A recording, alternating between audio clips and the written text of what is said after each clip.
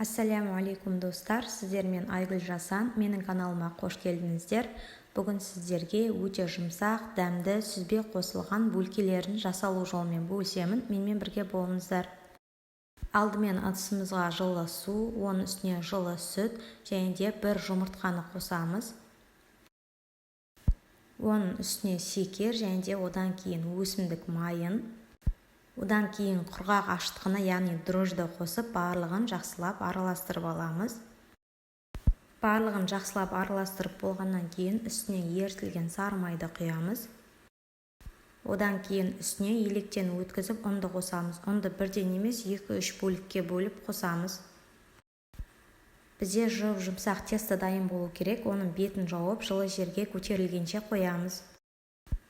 Енді салмасын дайындайық. Ол үшін бізге сүзбе керек. Оның үстіне шекер саламыз. Одан кейін бір жұмыртқаны салып, жұмсақ масса болғанша араластырамыз. Салмасын мен шанышқының көмегімен араластырдым. Сіз не болмаса блендерді пайдалансаңыздар да болады. Тестіміз өте жақсы, жұмсақ, биік болып көтерілді. Енді оны сыртынан ішкі жағына қарай басамыз. Видеода көріп тұрғандарыңыздай тесті өте жақсы, аздап қана жабысатындай болып дайын болды. Мен бұл тестіні 18 кішкентай бөліктерге бөлдім.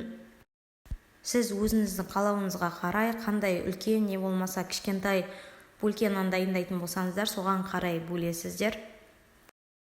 Барлығы бірдей көлемде әдемі болу үшін мен барлығын бірдей салмаққа бөлдім.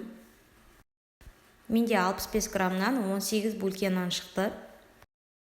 Енді оны видеода көрсетілгендей етіп дайындасаңыздар болады. Және де достар, міндетті түрде видеоны соңына дейін көріп, лайк басып, комментарий қалдыруды ұмытпаңыздар. Және де міндетті түрде менің каналыма тіркеліңіздер.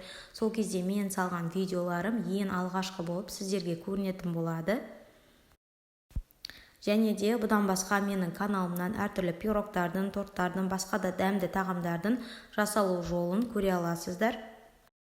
Видеода және де видеоның астында описаниеде барлық керекті ингредиенттерді мөлшерімен міндетті түрде жазып кетемін.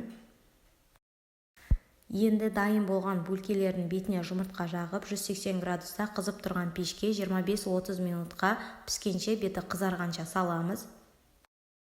Бөлкелер өте жұмсақ, дәмді, әдемі болып шықты. Сіздер де міндетті түрде дайындап көріңіздер. Сіздерге ұнайды деген сенімдемін. Сіздермен бірге болған мен, Айгүл Жасан. Назарларыңызға рахмет.